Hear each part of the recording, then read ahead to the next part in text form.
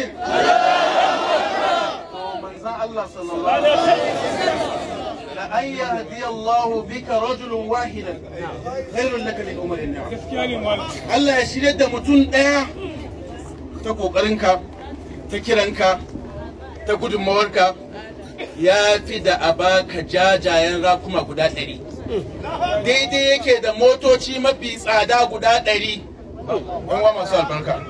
Kamar saboda haka wannan kalmar shahada da ake nufi ita ce kin shaida babu abin bauta da gaskiya sai Allah shi kadai, kuma kin tabbatar kuma kin shaida cewa Annabi Muhammadu manzon shi ko ba wani to shine kika cikakken musulmi.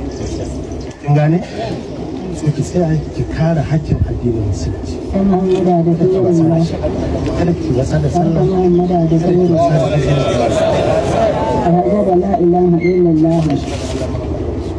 محمد رسول الله صلى الله عليه وسلم شهد لا إله إلا الله. da wannan al'amari ya kasance to manzo Allah sallallahu alaihi wasallam Abubakar san da ya musulunta yace ya Rasulullah me aiki na? Manzo Allah yace aiki na shine aikin ka kai imani ka kira mutane zuwa ga yin imani. So dukkan mu ma aikin mu shine mu yi addini mu kira mutane zuwa ga yin me addinin musulunci.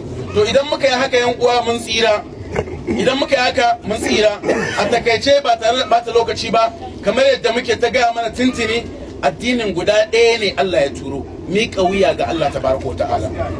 Annabi Isa ya miƙa wuya ga Allah, Annabi Musa ya miƙa wuya ga Allah.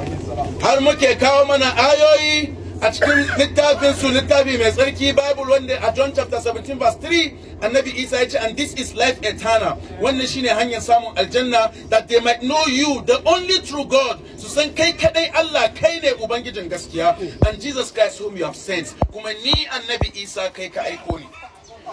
Muka nuna mana Annabi Isa yayi sallah. And Matthew 26:39 Annabi Isa went a little further and fell upon his face to worship God. Muka nuna mana Annabi Musa yayi sallah, and Numbers chapter 16 verse 4 Musa ya sa kan shi aka sai sallah. Muka nuna mana Ibrahim alayhi salam yayi sallah, ya sa fuskan shi aka sa. Me yasa waɗanda suka zo bayan mutanen Annabi Musa suka kin iman da Annabi Isa, da yasa mutanen Annabi Isa suka kin iman da Annabi Muhammad? Suna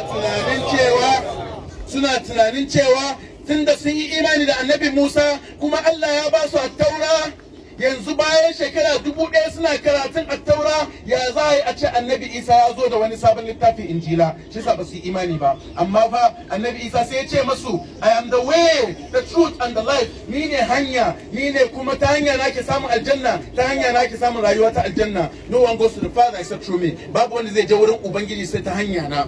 Shi aka Annabi Isa ya ce, dole ku bar littafin Annabi Musa ku zo ku bi Injila. Haka Muhammadu Rasulullah, annabin karshe ya zo, shi ma ya ce din Annabi Muhammad ne sallallahu alaihi wasallam. Kai imani da Annabi Isa a matsayin annabin Allah, sa'annan ka bi annabin karshe wanda shine Annabi Muhammad sallallahu alaihi wasallam, shine yanzu zai kai ka aljanna. As musulmi dole kai imani Allah ya bada Zabura ga Annabi Dawud, dole kai imani Allah ya bada Injila ga Annabi Isa, dole kai imani Allah ya bada Taura ga Annabi Musa, dole kai imani Allah ya bada Al-Qur'ani ga Annabi Muhammad.